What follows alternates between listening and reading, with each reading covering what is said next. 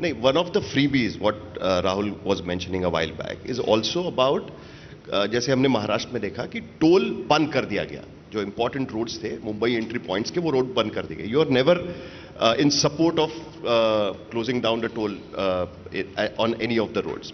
और दूसरी तरफ हम देख रहे हैं, जो हालांकि आपके डिपार्टमेंट में नहीं आता है, जैसे मुंबई नागपुर समृद्धि हाईवे है, अभी उसका टोल बढ़ने वाला है.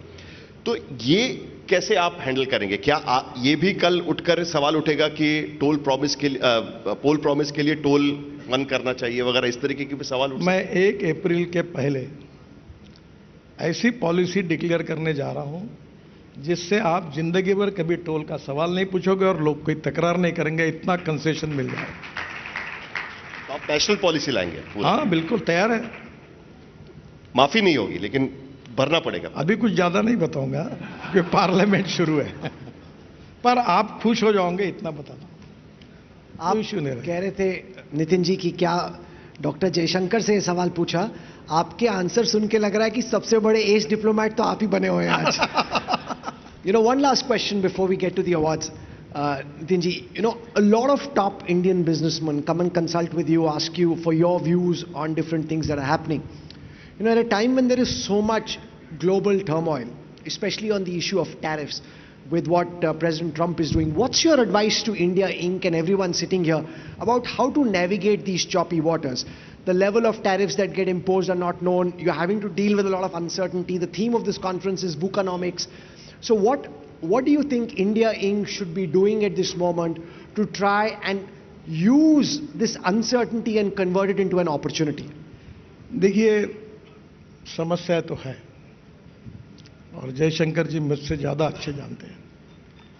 पर there are some people who convert problems into opportunities and there are some people who convert opportunities into the problems.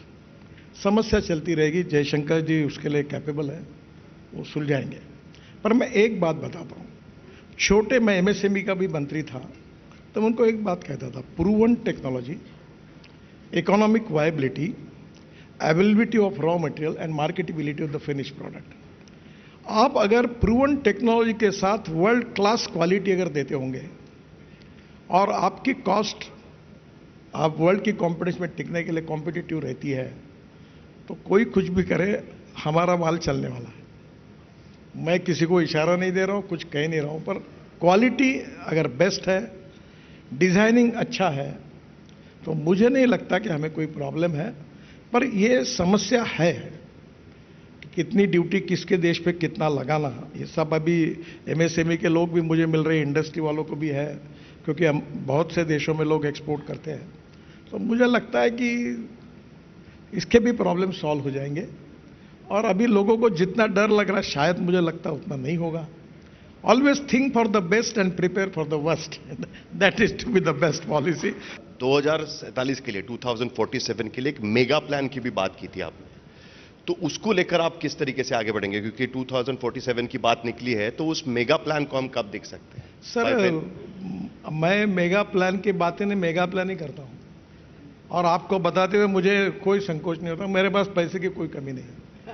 मैं 5 लाख करोड़ के प्रोजेक्ट मॉनिटाइज करके फाइल में पड़े हैं. मेरा प्रॉब्लम रिसोर्सेस नहीं है, मेरा प्रॉब्लम एक्सपेंडिचर है. और हम वही 36 ग्रीन एक्सप्रेस हाईवे बना रहे हैं. अब हमारे पास कोई, अभी पोर्ट को कनेक्टिविटी करने के लिए हम 3 लाख करोड़ के प्रोजेक्ट कर रहे हैं. The basic problem in Indian economy is our logistic cost is 14 to 16%. और मैं आपको विश्वास के साथ बता रहा हूं, आप 2 साल के बाद देखना, जो हमारी पोर्ट कनेक्टिविटी और ग्रीन एक्सप्रेस हाईवे बन रहा है अभी दिल्ली से मुंबई, हमारा लगभग पूरा होते होगा, 12 घंटे में होगा. और विरार से लेकर हम विरार तक हम जोड़ रहे हैं, और विरार तक ये कोस्टल रोड आएगा. अब अभी चेन्नई से बेंगलोर विद इन 3 मंथ वो 2 घंटे में होगा. दिल्ली टू देहरादून 9 घंटे लगते, 2 घंटे में होगा. दिल्ली से जयपुर 2 घंटे में होगा. ऐसे हम 36 रोड बस. चेन्नई से सूरत हमारे रोड का काम शुरू हो गया, काफी पैकेज पूरे हुए. अभी मैं मुंबई से बेंगलोर बना रहा हूं. I will assure you within 6 hour आप जेएनपीटी से अटल ब्रिज के वहां से हमने नया रोड बनाया, जो पुणे एक्सप्रेस हाईवे बनेगा, और वो पुणे रिंग रोड से जाकर डायरेक्ट बेंगलोर जाएगा 6 आवर्स में. तो इसके कारण रोड अच्छे बनेंगे और फ्यूल बदल जाएगी। अल्टरनेटिव फ्यूल और बायो फ्यूल के कारण कॉस्ट कम होगी। अभी तो इलेक्ट्रिक पे कंस्ट्रक्शन इक्विपमेंट भी आ गए और हाइड्रोजन भी शुरू हो गया। तो मुझे लगता है कि इससे लॉजिस्टिक कॉस्ट, जो सबसे इंपॉर्टेंट चीज है, जो 14 से 16% थी, वो अगर 9% आएगी तो हमारा एक्सपोर्ट, मेरा एस्टिमेट है कि कम से कम 1.5 गुना बढ़ेगा। हम लगभग चाइना के बराबर कॉम्पिटिटिव होंगे वर्ल्ड में, और मेजॉरिटी वर्ल्ड हमसे डील करना चाहता है, और इसमें हमारे एक्सपोर्ट बढ़ेंगे और हमें अच्छा रिस्पॉन्स मिलेगा। सर, इसमें लेकिन एक कंसर्न एरिया ये है कि एक तरफ तो आप काफी इन्वेस्टमेंट इंफ्रास्ट्रक्चर पे कर रहे हैं, और आपने कहा कि मेगा प्लान आप बनाते नहीं है, कर देते हैं सीधा, लेकिन उसके साथ साथ रोड सेफ्टी और उस सबसे बड़ी बात मेंटेनेंस को लेकर is the biggest issue at this point of time. मतलब कई सारी कंपनियां इस बारे में सोचती है कि मेंटेनेंस का क्या होगा, रोड तो बना ली, उसको लेकर सबसे बड़ी दिक्कत है आज की स्थिति में। आपने इतने में अखबार में न्यूज नहीं पढ़ी शायद, मैंने टोल कलेक्शन करने वाले 20 कंपनी को 2 साल के लिए ब्लैक लिस्टेड कर दिया, और अभी चुन चुन कर बड़े बड़े कॉन्ट्रैक्टर को ब्लैक लिस्टेड करूंगा, फाइन लगाऊंगा, और कुछ लोगों को जेल में भी भेजूंगा। As far as the quality is concern, I am not going to compromise with it.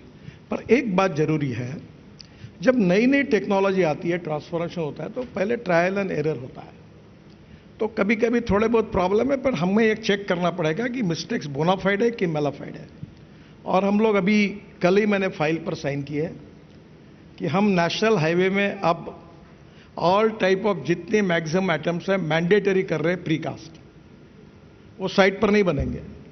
तो धीरे धीरे ब्रिजेस, टनल्स, अभी केवल तो हम 3 लाख करोड़ की टनल अभी इस साल प्लान कर रहे हैं। जम्मू कश्मीर में हम 105 टनल बना रहे हैं, और अभी टनल में जैसे हमारी प्रॉब्लम है जो पब्लिकली बोल नहीं सकते, टनलिंग मशीन की कमी है, और जिनसे लाते थे वो स्पेयर पार्ट्स नहीं देते। तो मैं भी स्पेन में गया था, तो स्पेन में पूरा अंडरग्राउंड टनल होती है, वहाँ मैंने टनल जिनके पास है उनकी मीटिंग ली। तो मैंने कहा तुम्हारी मशीन सब इंडिया में लो और किराए से दो, मैं आपको काम देता हूँ। तो कई प्रॉब्लम्स भी है, पर उस पर मात करके हम लोग निश्चित रूप से इसमें सक्सेस होंगे, कोई प्रॉब्लम नहीं आएगी।